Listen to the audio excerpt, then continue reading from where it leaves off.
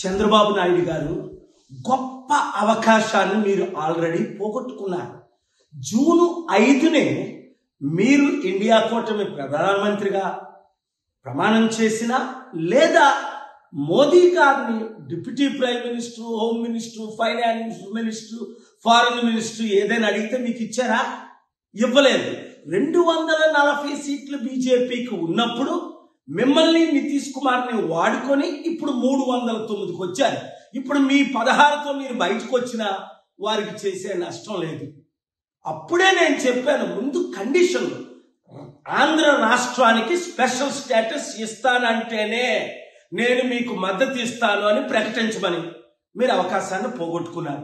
Steel ప్లాంట్ని అమ్మను అని అనౌన్స్ చేస్తేనే మీరు మద్దతు ఇస్తానని చెప్పమన్నాను. మోదీ గారు ఇచ్చిన 10 వాగ్దానాల్లో ఒక్కటి కూడా నెరవేర్చలేదు. మీరు ఢిల్లీ లీడర్స్ని అసలు మిమ్మల్ని జైల్లో పెట్టించింది వారని మీకు తెలుసు. మీకు దేవుడిచ్చిన అవకాశాన్ని మీరు కోల్పోయారు.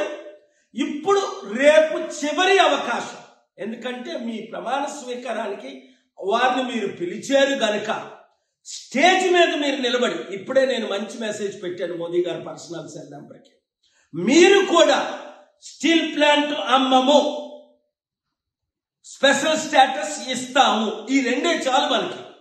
తత్మయాన్ని పక్కన పెట్టండి. స్పెషల్ స్టేటస్ ఇస్తే 100,000 కంపెనీలు మనం తీసుకొచ్చి ట్యాక్స్ కట్టకుండా వారికి ఆ కంపెనీల ద్వారా లక్షల ఉద్యోగాలు ఇవ్వగలమని మీకు తెలుసు, నాకు తెలుసు. నేను చేస్తాను ఆ పని, మీకు మద్దతుగా ఉంటాను. కానీ మీరేమో స్వయం మైండ్తో వెళ్తూ ఫెయిల్ అయిపోతున్నారు. చివరికి ఎంత అప్పు ఉందో మీకు తెలియదు అంటున్నారు. 10 లక్షల కోట్లకు అత్యధికంగా మీరు చేసింది, జగన్మోహన్ రెడ్డి చేసింది అప్పు ఉంది. ఎలా కడతారండి?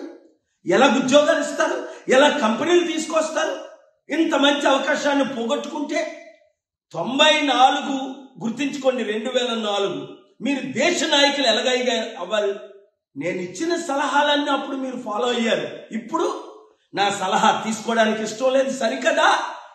మీ బాలకృష్ణ అల్లుడిని గెలిపించడానికి నన్ను కూడా 6 లక్షల ఓట్లు నావి ఈవీఎం ట్యాంపరింగ్ చేసి ఇంత శత్రువుగా నన్ను ఎందుకు చూస్తున్నారు?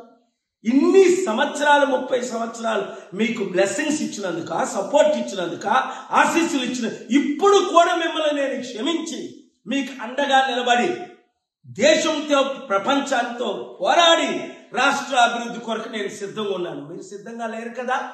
ఆలోచించండి, దైవ నిర్ణయాలు తీసుకోండి. దేశం కొరకు, ముఖ్యంగా మన రాష్ట్ర అభివృద్ధి కొరకు, 6 కోట్ల ప్రజల్ని రక్షించడం కొరకు ఒక్క మంచి పని మీరు చేయండి. దేవుడు మిమ్మల్ని దీవిస్తాడు.